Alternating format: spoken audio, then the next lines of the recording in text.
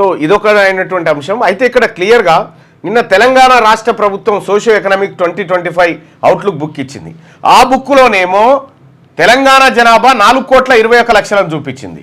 తెలంగాణ రాష్ట్ర ప్రభుత్వం చేసిన కులగణన సర్వేలనేమో 3,70,00,000 చూపించింది. అంటే 52 లక్షల తేడా కనిపిస్తూ ఉంది. సో మరి బడ్జెట్ ఈ 4,21,00,000 మందికా లేకపోతే 3,70,00,000 మందికా అని చెప్పి రాష్ట్ర ప్రభుత్వాన్ని అడిగితే రాష్ట్ర ప్రభుత్వం దగ్గర సమాధానం లేదు. సో ఇట్లా అంతా గందరగోళం కన్ఫ్యూజన్లో ఉంది. వాళ్ళు వీళ్ళని ఆరోపించడం, వీళ్ళు వాళ్ళని ఆరోపించడం. కాంగ్రెస్ పార్టీకి వాస్తవానికి జనానికి ఓట్లేసింది అనేకమైనటువంటి పథకాల ఆశలు కొంత అయితే, సో అప్పుడు గతంలో ఉన్నటువంటి పాలకుల మీద వ్యతిరేకత ఇంకొక అంశం కావచ్చు. కానీ రాష్ట్ర ప్రభుత్వం 6 గ్యారంటీలు టంచనగా అమలు చేస్తున్నామని చెప్తున్నప్పటికీ కూడా ఎక్కడ కూడా పూర్తి స్థాయిలో 6 గ్యారంటీలు అమలైనటువంటి దాఖలాలు కనిపించట్లేదు. దాని నుంచి ప్రజల్లో కొంత వ్యతిరేకత వచ్చింది. దాదాపు 15 నెలల సమయం గడిచిపోతా ఉంది. ఇప్పటికి కూడా 6 గ్యారంటీలను పూర్తి స్థాయిలో అమలు చేయలేదు. కొత్త రేషన్ కార్డు ఒక్కటి కూడా ప్రజల చేతుల్లో పెట్టలేదు.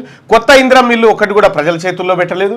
కొత్తగా ఏది 2,500 రూపాయలు మహిళలకు ఇప్పటిదాకా ఇవ్వలేదు. మహిళలకు ఏది పెన్షన్లు, సామాజిక పెన్షన్లు 4,000 చేస్తామన్నారు, కొత్తగా ఇచ్చింది లేదు. అన్ని పాతయే కొనసాగుతా ఉన్నాయి. కొత్తగా ఇచ్చినటువంటి హామీలు ఏవి రాష్ట్ర ప్రభుత్వం నెరవేర్చలేకపోతా ఉంది. దానికి రాష్ట్ర ప్రభుత్వం చెప్తున్నటువంటి కారణాలు ఏంటంటే ఊపర్ షేర్వాణి అందరు పరేషాన్ అనేటువంటి మాట చెప్తా ఉంది. ఈ ఊపర్ షేర్వాణి అందరు పరేషాన్ అనేటువంటి మాట 2023 అసెంబ్లీ ఎన్నికల్లో మనం ప్రజలకు చెప్పినంటే కాంగ్రెస్ పార్టీకి ఎవరు ఓటు వేయకపోతుండే.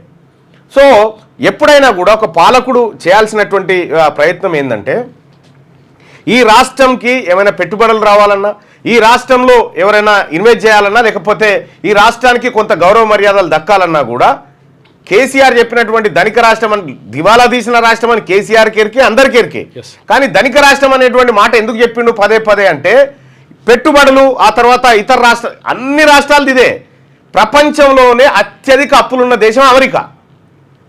ప్రపంచంలోనే అత్యధిక, ఇవి సహజంగా ఉంటాయి. కానీ ఒక వ్యూహం ప్రకారం ఈ రాష్ట్రం అభివృద్ధి చెందుతున్నటువంటి, ఇప్పుడు మనం పోతే ఢిల్లీలో పోయి ఊపర్ షేర్వాణి అందరు పరిశాన్ అంటే, ఇక్కడ ఎంప్లాయీస్ డిఏలు అడిగితే ఎంప్లాయీస్ల కష్టాల గురించి నేను మాట్లాడితే ఇప్పుడు జీతం వచ్చుడే కష్టం ఉన్నది అనేటువంటి మాట చెప్పడంతో ఇవన్నీ వ్యతిరేకమైనటువంటి సంకేతాలు ప్రజల్లోకి పోతా ఉన్నాయి. తద్వారా ప్రభుత్వం పైన ఒక వ్యతిరేక భావన కలిగేటువంటి ఆస్కారం ఉంది, ఇప్పటికే చాలా వరకు కలిగింది.